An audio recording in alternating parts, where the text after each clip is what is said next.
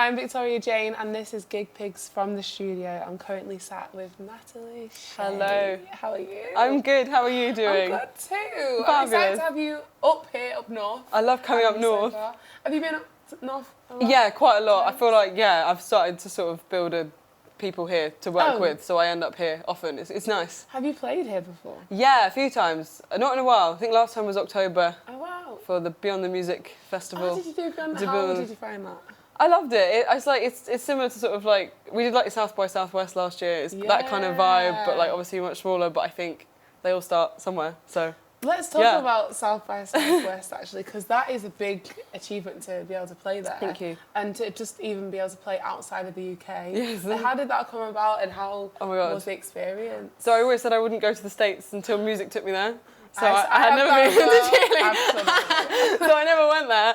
And then I went there, obviously, to play it last year. I think, like you apply, I found out like a year before, I think. You have a long time to plan it, then you like apply for funding and various things. It's good. It's like if you want to go out there and work hard to fill your week with as much as possible, you can be a very productive sort of business trip. So it kind of is up to you how you use it. You can just go and play your show and then have a good time, or you can go and like work. And I did a lot of work. We really like I took my whole team and we were like, every day must be so productive. So I feel like I really got a lot out of it. It was probably one of the best weeks of my whole life.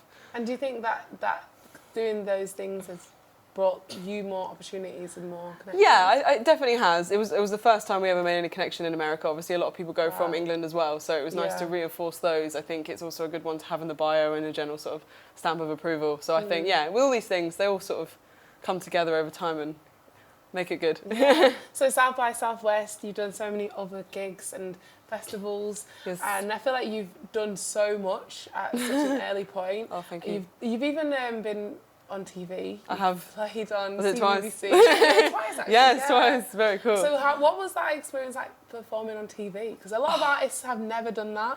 So it's a different... Yeah, it's a weird one because it's like live TV. But I was a CBBC kid. I only had the BBC as a kid, so it was a big deal for my sort of full circle of life to go on the only channel that I watched for my entire childhood. Yeah, it was fab. The first time was in Manchester, and then the BBC moved to Glasgow. Second time was in Glasgow. High pressure, like intense, everything's to the minute, everything's so like, it's insane, the pressures, but it's great. It's really cool. You always come out there feeling like so cool, and then you can like watch it afterwards, and it's gosh, really cool. And talk to me about how being like in the Brit school has helped you as an artist, and then as a person. Like, do you think your career path would have been different if you didn't go to Brit Oh my God, yeah, everything. I feel like, so I went at 14, you can go at 14 or 16. But I'd started gigging my own songs when I was 13, so I started, so I'm doing this 12 years now, I'm 25. So I started doing it then, I was already ready, I knew that's what I wanted to do. So I think if you know what you want to do, and you're 14 and there's this school that's like, we welcome people that know what they want to do professionally at such a young age, so I was like, perfect. So if I hadn't gone there, I don't think I would have been able to take that leap at 18 to do it full time. I learned everything that I needed to figure out, and had the confidence as well, like, because they believe in you. They don't sort of say, oh, but that's nice you sing, but take this option of GCSE. They're like, no, like they're like, okay, so you're serious about this thing, we'll give you the tools if you want to work hard. So I think for confidence, for sort of learning how to collaborate, for going from somewhere where you're a big fish and you think you're really special to go to the school where everyone's special and you're like, oh, okay, so I'm not special actually. Like, everyone's in the same position. So if you want something, you learn quite early on that like if you actually want it, you have to work and you have to sacrifice your whole life essentially for this, if that's what you want. But yeah, I think definitely would not be here had I not gone to that school. I owe a lot to that school. It's great. And do you come from like a musical family? Like no, literally no. My dad just likes music a lot. He's always liked music. I started playing classical guitar when I was 5. Oh wow! So he got me lessons for that, but like for no real reason. He was just like, guitar is cool. We'll learn that. So I did that, but like not particularly musical. My mum didn't really get music until kind of like the last few years when it sort of became a thing, and she was like, oh, okay, so it's worked out. But yeah, no, not really. I think it's weird though, because you do meet artists, and I'm like, oh, so do your parents? And they're like, no. I'm like, so you're like me. You come from this. We're the first ones. Yeah, the first ones. Yeah. I love that, and they must be so proud because you did so well. I think so. Thank you. What have been some of your favourite gigs to play? Our favourite gigs. So I did a headline last March. O'Meara. Well, you sold know, out. she knows everything. Yes, that was a very special. It looked mad, to be fair. It was fabulous. It was great. It's obviously a fabulous venue. I'd supported there many times, but that was my headline. Sold it out. Fabulous. That was so cool. That's such a big thing to do. It was cool. Thank you. It's hard to be a promoter and an artist at the same time. Thank you. It was, it's so much stress putting on a headline. It's like putting on a wedding, but you also have to play. Like, it's mad.